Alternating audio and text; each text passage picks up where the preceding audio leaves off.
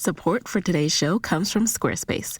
Whether you need a portfolio to showcase your work, a store to sell your products and services, or a blog to share your ideas, Squarespace gives you a powerful online platform to make your next big move known to the world. With Squarespace, you can easily create a website by yourself using user-friendly templates and customizable features. Simply add and arrange your content with just a few clicks. Check out squarespace.com for a free trial, and when you're ready to launch, use the offer code HustlePro10 to save 10% off your first purchase of a website or domain. You're listening to Side Hustle Pro, the podcast that teaches you to build and grow a side hustle from passion project to profitable business. And I'm your host, Nicaila Matthews. So let's get started.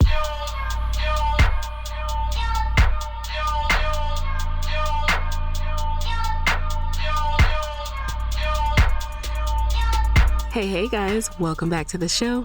Today in the guest chair is a woman who I admire, not just for being a businesswoman who has had a major impact in the world, but as someone who has managed to prioritize her self-care in the process.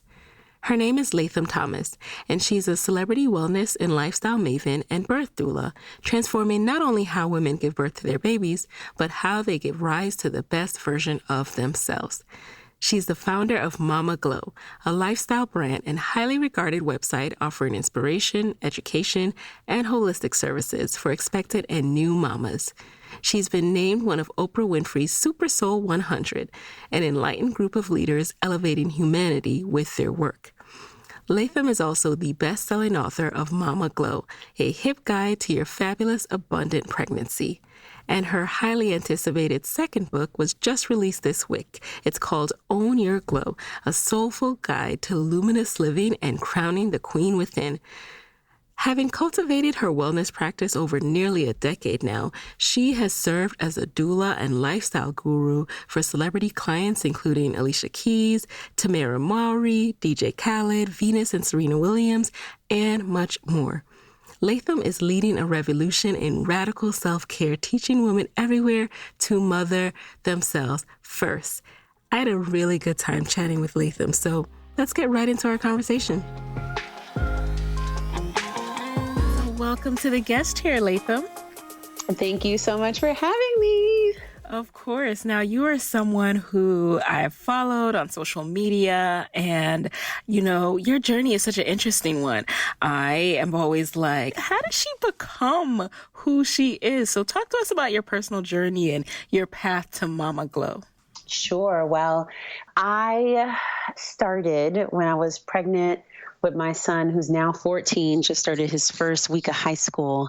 And if you can think back to about 15 years ago, right? The internet was not what it is now. We did not have smartphones. And there was also a relic called a telephone book, which my son doesn't even know about. His generation has never seen one. But that is where I went to get the information to find an OBGYN when I was pregnant. And so I looked in the phone book and I found someone, made a phone call, quickly found out that it wasn't as easy as you would think to call for an OBGYN and find out that they were booked like months in advance. They gave me a date for May of 2003, and it was already October of 2002. So this is like months that they expected me to wait for prenatal care. So I was like, this is really weird. Like the most important time in a woman's life where you need the most hand-holding, it's the most difficult to navigate. Why? So a kind of light bulb went off about, helping this process become more streamlined and also more, I guess like a sense of hand-holding and empowerment in the process versus a sense of helplessness and lack of information. I wanted to bring a level of experience to the birth space that just was lacking. And so through my experience, I started to develop what will become the rudiments of Mama Glow in terms of our practices embedding practitioners, products, services, our work in, pre and postnatal service and doula or nutrition, yoga, all of that was kind of just starting to brew right within me. And I was using all of the things that we offer at Mama Glow as a practice or as part of my practice and, of my own personal lifestyle practice. And I started to see that these were the things that I found to be most useful during my pregnancy. So fast forward, I had the baby, and while my baby was sleeping is when I would kind of like do my dreaming. I would take that time to journal and to plan and write things and structure and flow chart and ask questions and seek more mentorship and things of this nature to help me create what will become the early framework of the business, right? And all the ideas that I knew that I had to bring to the table, I wrote everything down. I categorized things, and I started to see that there was a way for me to create a business and to also serve. I saw a real important need to serve, and that was really my mission, was of service first, right? So from there, I really believe that God opened these doors of opportunity for me to be able to work with so many women and families as a result of me committing to myself and committing to the work and the purpose. And I think that so many people along the journey get caught up in, doing something that they're good at versus something that they really feel called to do, or something that they really feel like when they wake up, it's like the first thing on their mind. You know what I mean? The other stuff, it's like, oh my God, I got to go do this job. And then, they end up so focused on the day to day that they never take time to really cultivate, like you're saying, like the side hustle. Right. And for me, it was really like, I was only like a year and change out of college when I got pregnant, and then I had the baby. And so it was like, I was young, and I also, in my early 20s, it was like, for me, I never, when I finished school, never thought that I would work for someone. So I always contracted. I always was like in the entrepreneurial head frame. And what were you contracting as? Well, my degree was in visual arts and environmental science from Columbia University. So I actually went right into working in the public school system in a partnership that was developed with the Audubon Center and the Brooklyn Center for the Urban Environment. And I taught early childhood education through sciences. So I was teaching like life sciences and stuff that I loved to do, that I knew, like by the back of my hand from school, So I was kind of thinking that I would be more in that realm. But having grown up in California and been exposed to, life sciences and botany and plant systems and things like that at an early age, I always had an interest in science, but I always also had an interest in the female body.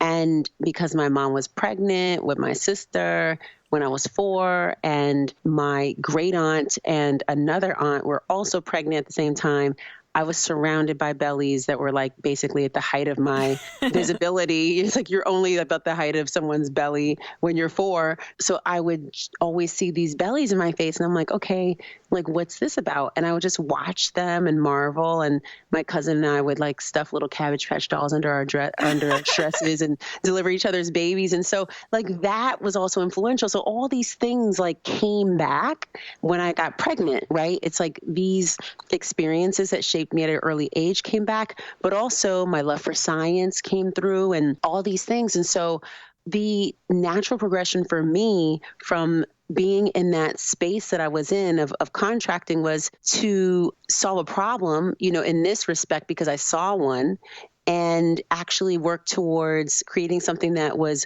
what I wanted to experience. And it wasn't available when I was, in New York. I mean, there was definitely people doing work in the prenatal space, but not like how we do it. And so I think that what's important for people to think about is like, you might be saying, okay, I want to launch like a cupcake company or whatever it is. And yes, there's going to be like thousands, but nobody can do it like you're going to do it. And nobody's going to have the effect and the finesse and everything that you do. So I just, had the blessing of not having the internet at the time. And I would say in one respect, what was great about that was I was able to really hone in on what it was I wanted to communicate, what the brand experience should be visually, what the feeling was, like all these other components that were not necessarily translated online, that were translated through actual human connection, and also through some things through graphics and things of that nature, but really about like how a woman would feel when they come work with us. That I had to rely on that, and that propelled me. And then the advent of social and the importance of it became very clear much later. And then I was able, obviously, to integrate those things and use that as a platform that we're blessed with, thank God, now to catapult ourselves into a space that's become, equal footing for everyone. Like pretty much everyone has a voice in social media. Yeah. It's like so amazing how it levels everything out. Like big brands are in the same place as like people who just decide to open an account, So it's really awesome to have that as a resource, but that didn't exist when I started. And the one thing that was great about that was there was no one to look to for modeling. There weren't any people you could copy. There wasn't this kind of thing. So you're really forced to be creative and to really tap into your intuition and really, try things out. Like you were forced in many different ways to make more steps and more mistakes, right? I love that. Yeah. I love Instagram. Everyone knows I love Instagram and everything, but as much as I love social media, I do remember a time when I always say, first of all, I'm glad I went to college and, before Instagram, because that would have just talk about it. that would have been a mess for me. Oh, but my also, God, me too. I'm just glad that comparison trap didn't exist, but I wonder what it would be like to start a business without having all of these things swirling constantly in our consciousness because we're just consuming it all the time. But speaking of that, I know that there are a lot of steps between the idea, obviously, and the full-fledged mama glow. And actually, like I said, I've been following you for a while. So I remember when it was like tender shoots, like walk us a little bit through the evolution. Like what were the real first steps you took to start to transition this idea into an actual business and to gain your first clients? Absolutely. So for me, what was most, I think, important was that there were actually problems to solve, right? So I saw for me like, okay, I really want to streamline an experience where a woman has support, whether it's yoga and movement, the nutrition counseling, and then the birth doula piece. The first pieces that were in place were the nutrition and the yoga. And so when Tender Shoots started, that's what I was doing primarily. And then there was also, we did like meal delivery and things like that, which was great, but it was so much work for the money. Like it was just so much work. And we didn't have at the time the resources that you have now that make it so easy to do these things, like Uber and messengers in the same way. And so it was like a completely different time. And that was something that for what people wanted to pay, I didn't want to, value my time in that way. I needed more. And so I decided to move from that and only take on certain clients in that capacity with the food stuff, but really shift into mostly the nutrition counseling piece and the yoga. And that I carried for a while. And I remember it became very clear that I was supposed to add on doula service when everybody started asking for it. And I was like, what? No. And I was like, no, I'm not doing that. I'm good. And women were like, well, we really want you. We take our entire pregnancy with you. And then we have to switch. And I'm like, okay. So I just listened, but I was like, I'm not doing it. And so then I went to this ashram, right? And I'm teaching there. And I remember it was my birthday. And there was this Vedic astrologer, and he does this like puja ceremony. And he's like, okay, I want you to come over to like my hut or whatever. and I'm going to do this reading. And I was like, okay, cool. Like a little Vedic astrology reading. I'm like, I'm down. That sounds great. And so I go over and I'm like, okay, break it down. Wait, Like, where was tell me this what's going on. hut? Girl, that's the thing, right? It sounds so shady and unsafe, but it was really, I mean, he was like 3 feet tall. It was fine, but Okay. it was like this little like Yoda like guy. I mean, he was so sweet and so old and so kind and mostly spoke gibberish, but then there were some words that I was able to break through of English. And I remember he was like throwing cowrie shells and all these like sort of divination, talisman. And I remember at one point he starts shouting out numbers. And so I started writing the numbers down. And then he starts saying a couple phrases, but the one that really stuck out, which I remember obviously the most, was, "You're supposed to mother the mother." And I was like, oh, okay. And so I'm kind of doing that. I got this company. This is what they do. Da, da. He's like, yeah, no, but it's like in a bigger way. It's like way bigger than what you think. And I was like, okay. And so I asked a couple other questions and I kind of tucked that away. And I remember I came home and got back into my regular life. And I was still walking around, like looking for the numbers to pop up in life, like looking everywhere, like, oh, is that a 9 or is that a 16 or, whatever. And then I kind of fell back into like my life. And I remember one day I woke up and went on email. And this is like back when people check their emails maybe once a week. Like it was not something that you did multiple times a day. You wouldn't even be on your computer like that. This is like, I mean, it's such a different world, right? You still check your box for snail mail. It was actually called mail at the time, right? Not snail mail. And Right. so it was just like, I got some mail. Like nobody was thinking about electronic mail. And people called it electronic mail, not email too. So weird. So anyway, I'm dating myself, but I remember opening the electronic mail and there's this message and it's dated May 15. And May 15 was one of the dates that he gave me. And I read it and it was the acceptance to a doula fellowship program. And I was like, oh, okay.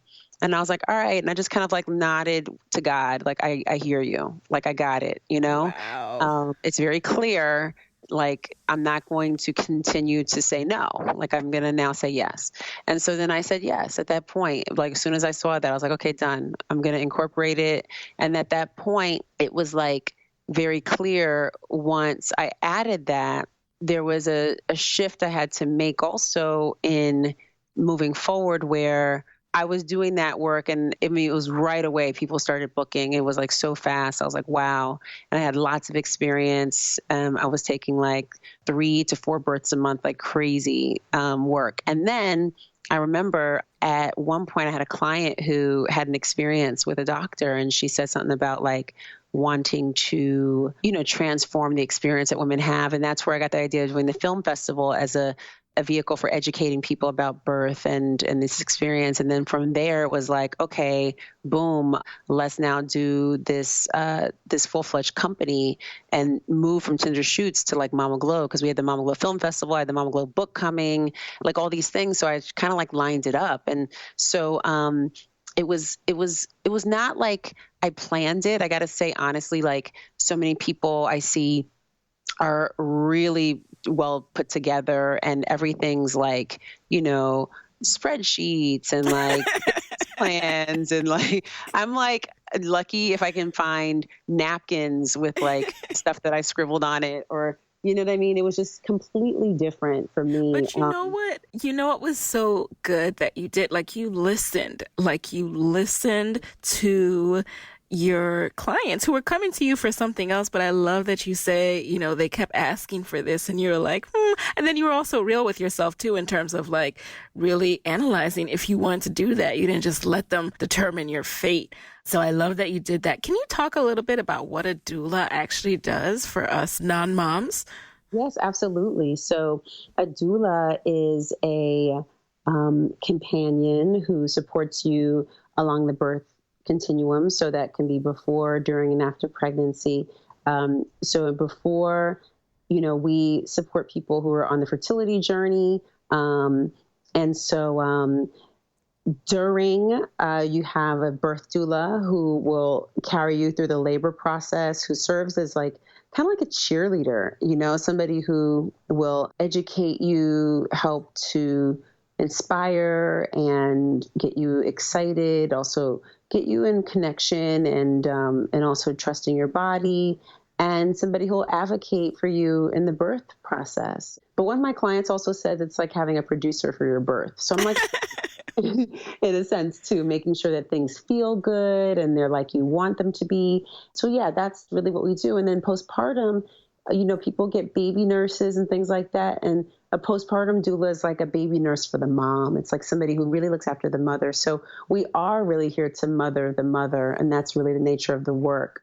And it's fantastic work because people can do it anywhere they are. You can be anywhere in the world where there's women who are having babies, and you can find work. So it's a tremendous thing to add to your repertoire, no matter what age you are. If you are someone who is very sensitive, a good listener, and someone who is, enthralled with the miracle of life, you can find yourself in this space. And I find it that people who are already in like yoga or massage therapy and things like, along the kind of caring and caretaking, areas of the health spectrum are people who are really primed for these things, and people who like have nothing obviously to do with it. I know people who have gone from corporate America and, moved along the doula path. So you can be from any area, but it's certainly a path that I love to educate women who feel, inclined to do this work to jump on board, because there's been such a stigma, especially around like, women of color in these spaces around wellness and stuff. And I really want to see more of us in these spaces. And you mentioned transitioning from the meal delivery and some of the aspects of your business that were a time for money calculation and, it just wasn't sustainable. Can you talk to us a little bit about the financial aspects of this journey? So it seems like your business would be one of lower overhead, so, better margins, but like, did you ever have financial challenges along the way as you work to build this out as a full-scale business? Yeah, from the beginning, I would say the currencies that I deal with are time, the currency, which is relationships, and, the currency that is financial, like, just US dollars, cash money. And so I would say time as a currency is something you have precious little of and that you can't ever get back. So when I factor how I allocate time, I have to look at like what it is that, number one, I'm doing this in lieu of something else. And what are those other things that I'm like not doing to do this thing that's in front of me? Taking on this client, at what cost is that for me now and in the long run? I have a son and I want to spend time with him. So it's like designing my life and my career as well as like my availability around being able to be present for him. So the time is a big factor for me, and I consider that a form of currency. The second one, which is relationships, for me are about my business revolves around relationships. So that means for me and the people who work with us and the people who work for us, it is about a feeling of connection and a feeling of security and safety and being in like this bubble of love. I have to create that experience for people so they can tell other people to come to us. So we field hundreds of emails a day, some of which result in, actual business, and some, people just inquiries or whatever. But the people who come through people, they are like, they're coming to confirm that they're working with us. They're not coming to like see, right? So that's because of the quality of service. And so the relationships have to be, and the relationships that I can call in, like if I ever need to, if I ever want to work with particular people, there's people who I've worked with who can call in to give recommendation or things like that. So that for me also is a form of currency, because it also results in affecting our, from a cash flow perspective, it helps us. And third, actual currency, I didn't start with any money. I didn't ask for any money. I started with like nothing, and was definitely able to use my resources that I had at the time. I also had more time available to me to work on these things and to explore and to figure things out and to pivot. And so as I was building, there wasn't a need for an office. I had a home office, and then I had people who would come there, and it was easy to meet with people because I had a huge apartment in Harlem. And so I did that for a while. As far as the doula work is concerned, you go to the clients primarily, so you don't need to keep an office necessarily. We do keep an office and have had an office for like 4 years downtown. So because we just like need to, we have inventory, and it's better for meetings and for all kinds of work that we do. And, for me at this point where I live now is I have a smaller apartment. And because of the fact that it's smaller, there are public spaces here, but it's like I need to go to my place of work and be immersed in like Mama Glow. So that is an expense that we take. And then we also have like the overhead of like people working and, contractors and administrators and stuff. And so that all comes though with like the growth and like the ability to scale to a certain degree. And we're hoping actually to automate some stuff. We have like some new development that we're doing that will allow us to scale and also to automate certain things that don't need to be attended to by people, so that we can utilize the brain power and the resource of like people's ideas in a better way. Instead of having to now have an entire other group of people dedicated to that, we can actually have less people on the ground, but like actually doing different things that are better use of their time. So we're trying to figure out, by looking at how efficient we are while making sure the entire time that we're meeting the needs of the people, because it's very easy to do the things that you feel like you want to do, but like not listen. And I think you said in the beginning, like the listening is really important because it informs the experience that everybody's going to have, including the clients. And so part of the listening is, me hearing from people, like not just that work with us, but like in this space of maternal health and in the doula and midwifery world, that they want things to be easy. They want to be able to click stuff. They don't want to have to like always pick up the phone and, or email back and forth. And so we're finding ways that are really innovative to automate stuff with the touch that people need to feel. And that also costs, like the investment in the technology. But again, it's like we have to put that money out to also be able to reap the benefits on the back end. And so I think for me, it's been those three areas where I have to always juggle, really, right? Like where we're putting the attention. Is this really worth my time currency or my relationship currency, or, or financially, does this make sense? And so those are kind of like the buckets that I use to figure out, like, if something's going to actually be on my plate, or if we're going to entertain it or not. Hey guys, so as many of you know, I got married in August 2017. And when it came time to make a wedding website, I turned to Squarespace. Squarespace allows you to customize the look and feel of your website with just a couple of clicks. And you have your pick of beautiful templates created by world-class designers, plus free and secure hosting. So we were able to snag our wedding hashtag, Okome Ever After, as our URL through Squarespace, and it made everything come together seamlessly, including RSVPs. Not only that, but it was optimized for mobile, which is how most of our friends access the site. So whatever your next big idea or project might be, you can count on Squarespace to help you create an eye-catching online platform that brings it all to life. Maybe you need a site to sell your products or even create your own wedding website. Squarespace gives you everything you need to look like a pro right from the start. Head over to squarespace.com for your free trial today and enter offer code HustlePro10 to save 10% off your first purchase of a website or domain. Speaking of money now, you are known as a celebrity wellness and lifestyle expert, not just a wellness and lifestyle expert. How did you go about building that client base and this reputation that you've developed the recognition of people like Oprah? Yeah. So it's so funny because when When I was little, I always knew that I was going to meet Oprah from when I was really young. But you say things like, oh, I'm going to be president of the United States. And people are like, Mm-hmm. And so I don't think I've ever had that dream, but I did say like, I'll meet her one day. My mom was like, you're going to meet her. I was like, I am, and I just knew it.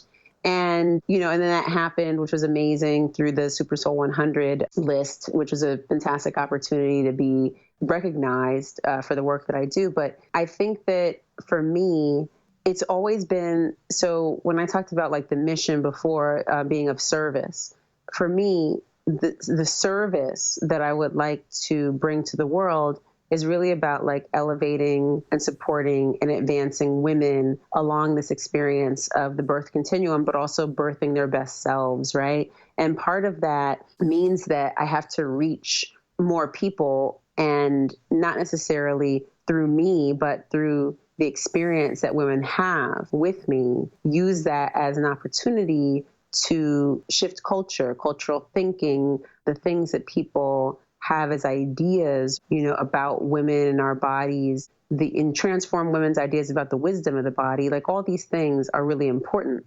And so for me, like working with a celebrity is an opportunity to do that, is an opportunity to shift the way people perceive birth, and a way to shift the way that particular person experiences that and how they talk about it. Because as you know, like everything that happens amongst celebrities then trickles down and becomes a part of popular culture. So that to me was a really great way to transform like the way that we engage with our bodies and the way that people think about women in this incredible process.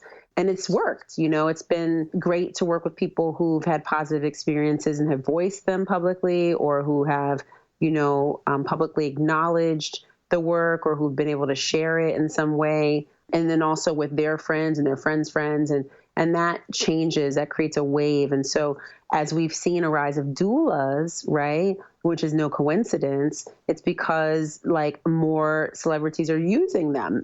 You know what I mean? So now it's like, oh yeah, I want one because this person had it, or I want to do what that person did.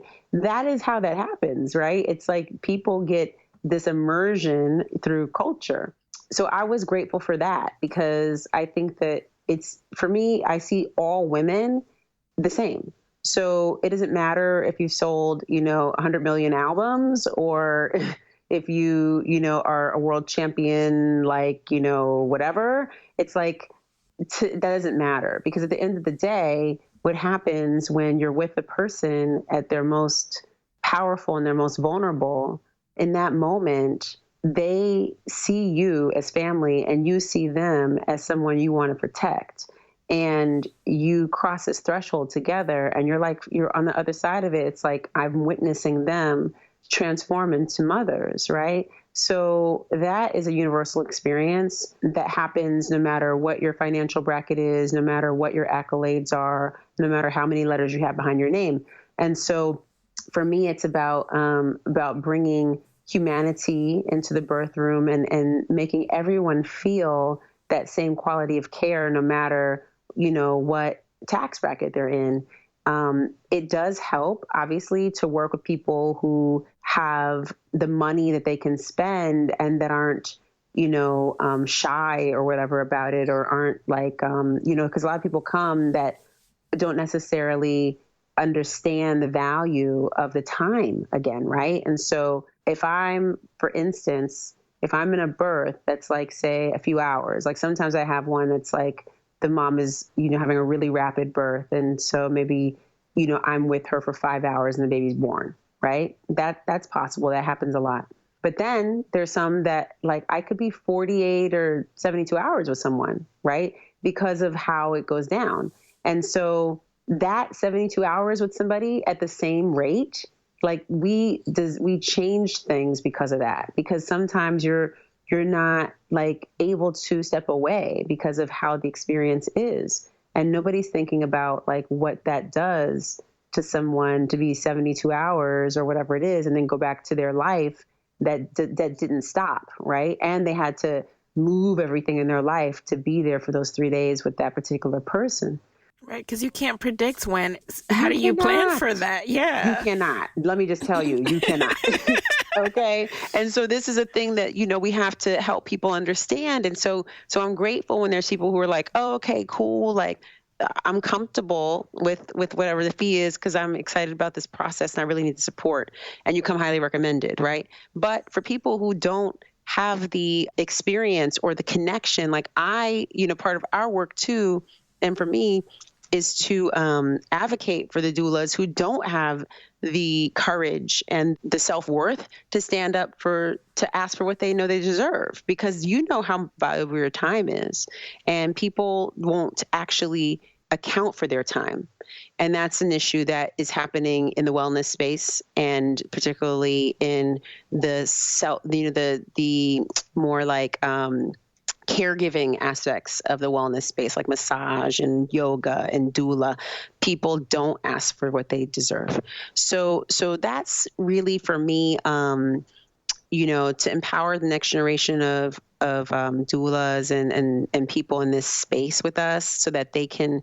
So it's not just a handful of people that are asking for the money they deserve, but everybody across the board does, and but also letting the people who are in these positions of celebrity, of influence, let them pay what they're supposed to pay, And I think that sometimes people get like, oh, I'm going to, I want them to work with me, so I'm going to do it for like, I guess the referrals, or I'm going to do it for the mention or whatever it is. And I'm like, you cannot pay your rent off of somebody just like saying that you were their doula. Like, you Preach. need to get paid, Preach. Yep. So I think we got to stop looking at celebrity in this way of like, ooh, ah, and recognize that these are people too that just make more money and they're just seen more. But they want the experience of that you would give everybody else.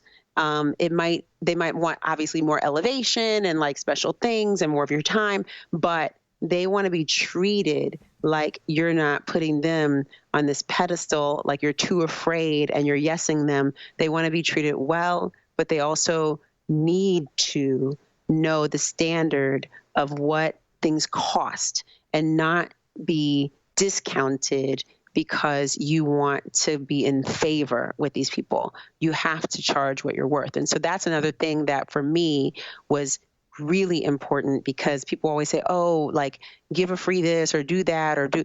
And I'm like, girl, like this is work. I cannot do this stuff for free. And so I really want people to get that through their heads around like, certain things like you can do, like, oh, like you can send a gift basket, or you can do like certain things that you want to ingratiate yourself. That's fine. But, thinking about the fact that a lot of the time, people don't convert, like you offer a service and they don't come back for a second, and then and then nothing comes of it. It's like, you should have gotten paid. So that's a big thing too. And I have repeat clients for years that I deliver all their babies, or I do all their yoga or whatever it is. Right. And, but I charge them. Yeah. Get paid what you're worth. Get paid. Yeah. Like find a way to give, like I gift in other ways. So one way that I think is really important to think about is like the relationships that you have. I don't even know if I answered the question. I guess the question was more about like how I did that. So what I would say is like people started coming to me as a result of like the quality of service I was delivering. And what happens then is like people spread your name, right? And so that's what happened for me. And I also live in like a big city, and then like everybody's like connected. And so it kind of is like a little bit easier from where I am now, because people have asked me stuff like that. And I'm like, where are you located? And they're like, oh, I'm in like, this area of Missouri. I'm like, girl, I don't even know who even lives in Missouri. You might want to move to LA or whatever if you want to do Hollywood, So, so if that's really your thing, like I really want to work with celebrity, then there are places that you want to be so you can do that, right? Or if you want to say, if you have a business that's like really seasonally driven, then you want to be in the places where the nexus is for what you do, and you want to plant your butt there, you know what I mean? So that you can actually benefit. So for me, like New York is perfect, LA is perfect, Miami's perfect. Like these places I can work, and I can also have people working. Now, The other piece I would say is what I also do, and I think this is important for you to think about the relationships you have with brands or with companies, or say you have your own lotion or whatever. So you say you make lotion on the side and you're doing doula work or you're doing massage work, whatever. Like that is an opportunity for you to like introduce that product to these clients, right? And so I would work with brands and I would introduce like, products that I would use during the yoga session or whatever it is. And they're like, oh, what's that? I love it. I can get you some. And then brands would give me stuff to give to these different celebrities. At a certain point, I was like, I'm done doing that. Let me formulate my own. So we formulated, and it took us like a year, and we have 5 SKUs of skincare for women, but it's like for all women, especially pregnant. But so we have that now coming for Christmas, but that was also something that was a value. So I could always bring gifts because people want to give something to a particular person. So there's other ways for you to show, you know what I mean? Like that you care about them or that you can extend yourself without having to, give a discount. So right. I can send strollers to people. Like I can do all these things, and I do, but I don't discount service. With service, you don't get the time back, which is a resource, which is currency, and you don't get the money. You know what I mean? Like you can pay it forward and whatever, but at the same time, it's like if you get in a habit of doing that, you lose. So you have to think about other ways that you can, align yourself and that you can give that does not result in you discounting or doing for free. Yeah. Because there might be resentment there on the end too. Like I've had someone who offered me a discount say, well, I gave you a discount, and I'm like, oh, I'm sorry. Right. I didn't ask for the discount. Ask for that. Right. And 2, did that mean I get less service? Like, so you have to know as a business owner what you want to charge and charge that. That's right. So I really want to learn more about one of the things that's most inspiring about you, and that is your commitment to living a healthy and well life. So how do you practice self-care given that you're a busy entrepreneur, a mother on the go? How do you continue to incorporate these practices? Yes. Well, I wrote a whole book about it called Own Your Glow, which is coming out. So I'm so excited to share just like a teeny bit about that. I am so excited for this. I'm so excited too. Yay! I'm so excited. It finally got here and I was able to like hold it in person. For me, it's like for me to do anything that I do that everybody sees and is like, oh my God, that's so great. I'm like, it was only possible because of self-care. So everything for me is like the personal practice is like the pathway to empowerment, like my self-care is like the lifeline. So it's my meditation, my journaling or doodling, my prayer, my boundary setting, my baths, my walks outside, my, sitting under a tree in Central Park, whatever that is, my time with girlfriends, washing my hair and just like lathering in the oils. That for me saves me. So I could have a very long day and then be like, oh, I'm going in the bath. Nobody bothers me because I've already developed this practice that everybody knows, like, oh, the phone is off and oh, okay, cool. She's in there. So it's like my family understands now. And also my son has his own practice. He's like a professional lounger. He just like comes home, takes off his clothes, puts on a bathrobe, takes a long bath. He's like, I'm like, oh my God, you do better than me. You do way better than me. You have like 5 bathrobes. And, but yeah, for me, it's been like the one way also to like shut off my brain and then allow moments of inspiration to come through because I've stopped looking at a screen or I stopped, writing or stopped working, whatever it was. Right. And so, also I feel like it's an opportunity for us to hit Control, Alt, Delete and like reboot ourselves. So that's really, it's been a commitment of mine to just give myself that time and not be, I don't consider it selfishness. I know people talk about like selfishness and, self-care Sunday and all this. It's like a little bit of a fad, but for me, I see like the times that we live in, like to live through these times and to mother, an African-American child who is a boy who is 14 and taller than me in these times, to work with women whose rights are being stripped away in this time, to work in an economy and in an industry that doesn't really acknowledge the work and tenacity of women of color, really, in this time. Like all of that, right? It's like almost an act of resistance to take care of yourself, because to move through what we have to move through just to like get through the day, it takes so much energy out of you, especially if you live in a city, right? So for me, it's like I have to do it. It's not even like, oh, let me set aside this time and do a facial. It's like, no, I have to take the time to commune with myself, to come home to myself. So I see it as like integral also for all of our well-being. And as a collective, we have to reclaim it, because it was something that we actually brought to culture. We brought this in. This is not like something that was invented on Instagram. And this was something that we have been doing for thousands of years, and that we also have been doing through the biggest times of resistance and of challenge and of oppression. So I see it as like our pathway to empowerment, but also it's like a gesture to freedom, like to yourself, like to like unhinge and unchain and unshackle and allow yourself to feel the freedom of who it is to be you and commune with you. So so that is my practice. For me, it's just like really critical. All right. Okay. We're actually going to talk a little bit more about self-care in the lightning round. So the lightning round is where you answer the first thing that comes to your mind. Are you ready? I'm ready. All righty. Number 1, what's a resource that has helped you in your business that you can share with the Side Hustle Pro audience? I would say Drop the Ball by Tiffany Dufu. Dufu. Drop the Ball.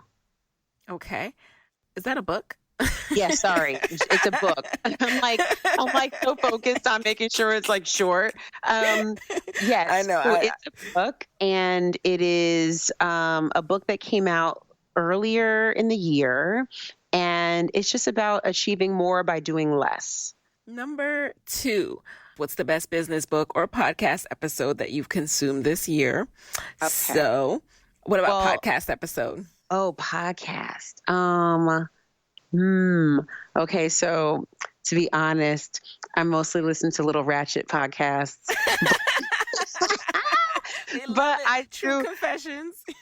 Because it's like I just sometimes need to laugh and not need to learn on the go. But I do have a ratchet one that I find to be really interesting, which is The Read.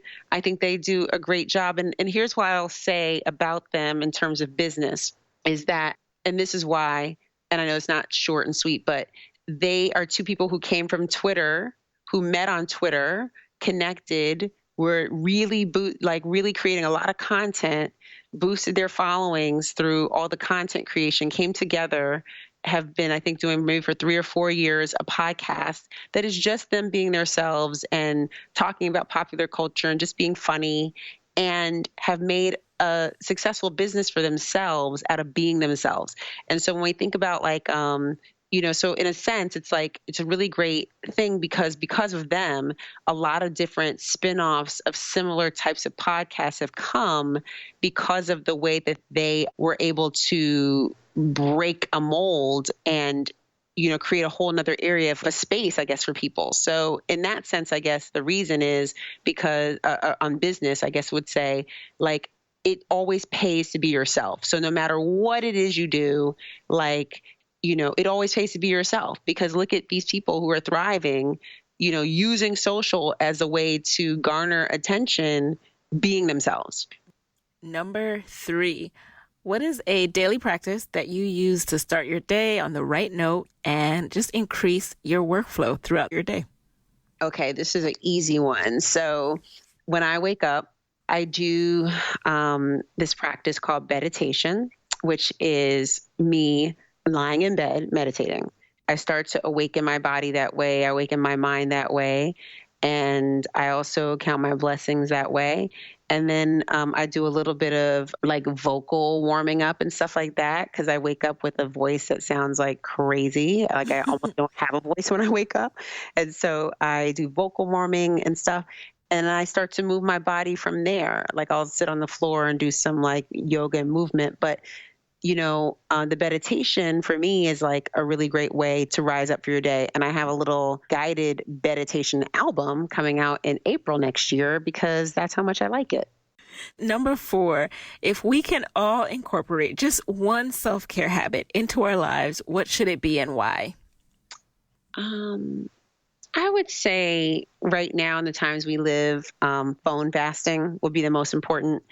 And that just means to shut off all electronic devices, particularly your phone, because that's the one we live by. And that's the one that's the most distracting and the most consuming. So, turn off your phone for a whole day if you can. Maybe it's like a Sunday or something like that.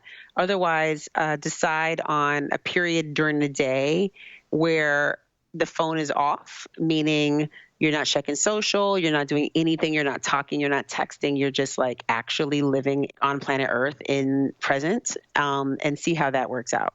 Number 5, what's your parting advice for fellow women entrepreneurs who want to be their own boss but are worried about losing a steady paycheck? Okay. So I think it's really interesting, this idea of side hustling. And I think it's interesting because for a few reasons. We live in a time where women we're like on the rise in so many areas, but we still have an underlying fear of lack of security. And that could be financial, that could be, romantic, that whatever it is. We always have some sort of in the back of our mind, like, what if it doesn't work out? Or what if it goes away? Or what if I don't have what I need? This is a basic biological need to feel well-resourced and to feel safety and security. And our well-being depends on us feeling like we have what we need. So I think that for people who are doing their day job and on the side doing their other job, that is smart. Don't let people think or tell you like, oh, girl, you should just take the leap and whatever. Yes, there is a time and place for that, but it is not always like everybody doesn't have the same time and place to take that leap. Like everybody's leaping point and their leaping trajectory is different. And so you can't, like, some people can just be like, I'm out, and they can curse somebody out and walk out the door and start their new thing or go on a eat, pray, love. And, everybody's different. Some people, they have to stay steady. Like I have a friend, she is in a job that she's been in for 16 years. She's ready to go. And I've been pushing her for like 4 years, but in a way where I knew that she's getting to a point where she's going to leave, and it's this year, and we're so clear on it, but she has to do certain things first before she takes that leap. And she's already on the side doing the hustle and getting it where it needs to be so that she can actually step right into it. So you want to make sure that as you're moving, that whatever it is that you're moving towards is in alignment, like that you actually have kicked it off the ground. You know what I mean? Like not just like, oh, this is in my mind that I want to do this, I'm ready to leave this thing. No, like work on it in tandem, like take time on the weekend, like do what I was doing when I was, with my new son. Like he was sleeping, I was doing my dreaming. I was doing all the stuff that that I was supposed to be focused on. I was working on that while he was small. So think about like, how can I allocate time to really focus on this thing and really give it the same amount of time that I give to this person that I work for, on my 9 to 5. How can I bring that same level of focus and attention and, discipline and readiness to that? Because there can be days where you're super dog tired and you come home and you don't want to open your computer and work on some emails or some charts or you don't want to do it, or you don't want to work on your business plan. But guess what? like each day that you decide that you're not going to do it is like another day that passed, that the fervor gets like that, it like doesn't die, but it's like days that you step away from something. It takes that much more energy to go back to it when you decide to like focus. And I can say that from writing the book, which took forever to write, and it's coming at the time that it needs to come. But I have to tell you that the days that I wrote consecutively, it was so fluid. And then when I would take a long, long break, the fear of sitting back down was there. Like there was a fear of sitting back down to write. And then I had to wait until I felt compelled to write, and then I would write again. And so that means that something takes a lot longer than it necessarily has to, because you weren't, allowing yourself the time that it takes for you to be creative and be in the flow. So dedicate that time, listen to your own intuition, listen to those whispers and to that voice that's telling you, where you need to go. And also have like a group of like, your vision doulas, I call them, like these people who really hold your vision high, who see you and say, yes, or like, what can I do? Or let me come over and help, like, seal some of these envelopes or whatever it is that you need help with, like that these people are here to listen, to shine light, to give advice, to lift you and support you. And as you bounce ideas, ask questions and help you to get to that space where you feel more confident, right? Like, have this in your corner as you grow, because these things are so key as you step out into an area that's unfamiliar, especially if you're so used to like the frequency and comfort of having like a check hit your account every Friday or every other Friday. Like when that doesn't happen, and you're waiting for some money to come, or you're waiting for the contract, or you're waiting for the, to hear back on the proposal and all these, whatever it is, right? Or you're waiting for the new business to kick in. It's like your fear sets in, and that that little instinct of the security of what if it doesn't work? What if I don't have enough? Right? All of that comes to surface. And then when that comes to surface, you doubt yourself and you doubt if you can do it, and you don't think you're successful or you're going to be. But the thing there is that's instinctual fear that's designed to protect you, to bring you to safety, but it's not rational, right? So we have to get around like, and get comfortable with the riskiness of taking the leap into a new business. So we have to prepare ourselves also for the times where, we don't know where the certainty lies. So you can have, some, like right now where the paycheck is hitting on a Friday, and then sometimes you don't know where the next money's coming from, but you have to have faith in what it is that you're doing, and know that there are going to be ant days and there are going to be grasshopper days. And some days you're eating like, oatmeal for dinner, and other days you're going to be treating everybody to dinner. So just stick with it, and just don't give up. I mean, I think that for me, I can only say that I kept to myself for a lot of it, because I didn't feel like, there were anybody around me that could understand, because it was a really new concept, what I was doing at the time. But then slowly I started to meet more people. And we now live in a time where there's no excuse, because there's so many people who are doing things that might be similar to you, or there's so many people who might have resources that could be useful to you. And you can find these people with like the click of your finger. So there's no excuse for not finding the right help or the right resources. And the other piece would be with the vision doulas, also find some people that can serve as mentors. And whatever level of mentorship that is, that works for you, find some people that can really be a model, an advocate, and a cheerleader for you as you take this journey. And I talk a lot about mentorship in the latter part of my book, and how to find one, and also how to be one. The other piece is like, be that for somebody. Like once you've gotten to a place where you feel like you have something that you can share, you don't have to be all the way there. You can just be along the way. You have something that you can uniquely give as well. And so figure out how you can also give back. Thank you for that. So Latham, what's the best way that we can connect with you after this episode? I would say the best way is on Instagram because I do go there pretty frequently, and I'm just Glow Maven, GLOWMAVEN. Mamaglow.com is our site, and that's MAMAGLOW.com. And yeah, I'm pretty much on social. I'm good.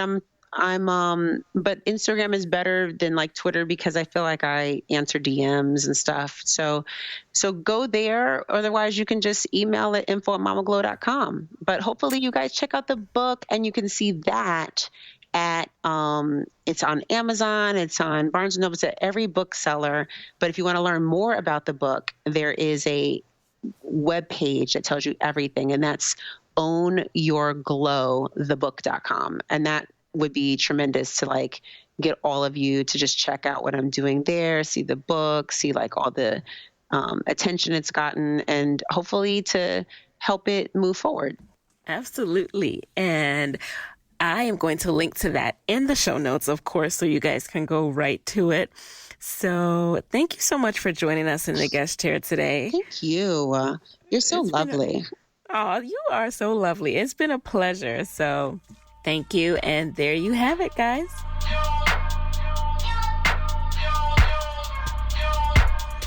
Hey guys, thanks for listening to Side Hustle Pro. If you want to hear more from me, head on over to sidehustlepro.co/side hustle corner to get my weekly Side Hustle Diaries chronicles about my own journey from passion project to profitable business. And if you want to find me online, I'm at Side Hustle Pro on Instagram, Twitter, and Facebook. Don't forget to join the Side Hustle Pro Facebook community. Go to sidehustlepro.co/mastermind. And as always, if you love the show, do me a favor and subscribe, rate, and review on iTunes.